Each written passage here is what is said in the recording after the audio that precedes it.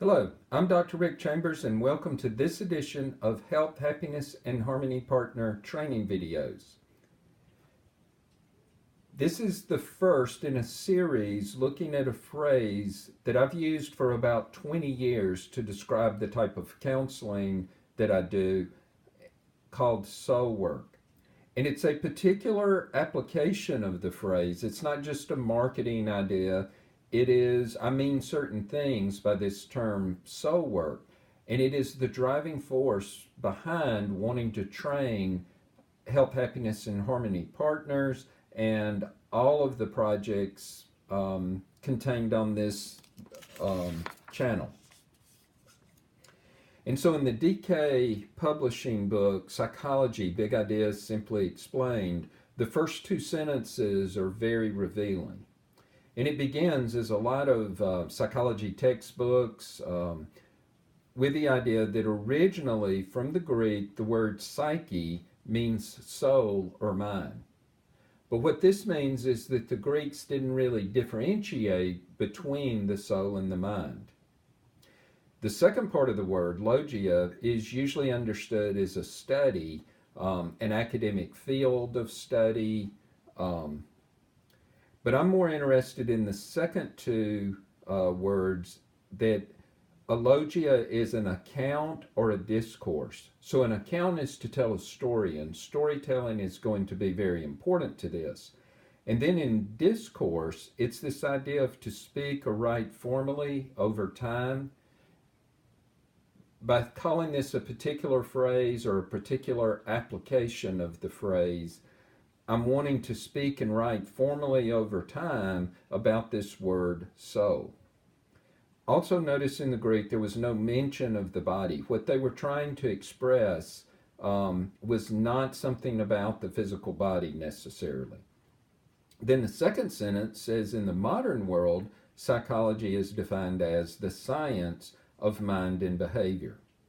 And that's a pretty accurate description, and yet there's still no mention of the body and of what 3HPs call the body mind. And it's important to notice there's no mention of soul. So where did the soul go over the centuries between the Greeks, and what is different about the way the Greeks experience their psyche and the way moderns do? And so again, I want to give a particular account or talk about the soul in a particular defined way. So going back to the Greek word psyche and kind of their conception of it, it often uses the metaphor of a butterfly. Soul and psyche are often associated with the image and the metaphor of the butterfly. And this is because the butterfly is well known for undergoing a type of metamorphosis. And it's the perfect metaphor for describing a person's life journey, that there are different external forms within the same life. You have the same body, but it grows and it changes. But the psychological transformations are even more dramatic than the physical. By associating it with a butterfly, it also implies like a process more than just a noun, and a process of transformation.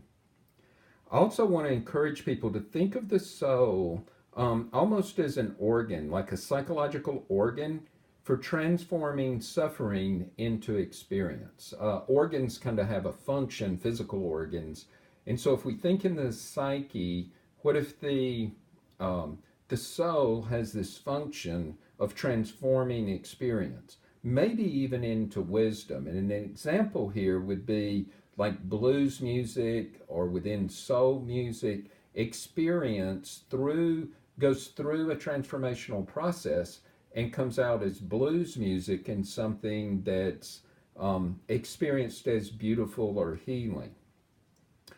The butterfly also associates the soul with beauty and passion. I like the idea of non-direct or inefficient flight. The butterfly, they have an intention, they have an agenda, but they don't go directly toward anything. Also, a group of butterflies is known as a kaleidoscope. And I'm wanting to plant the metaphor or the image that our concept of community could think about like a kaleidoscope or a group of butterflies flying together as a kaleidoscope. It looks like it's not organized, but it is more organized than you would think.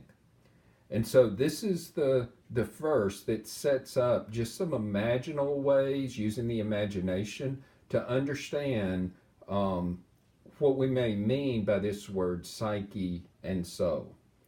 Thank you very much.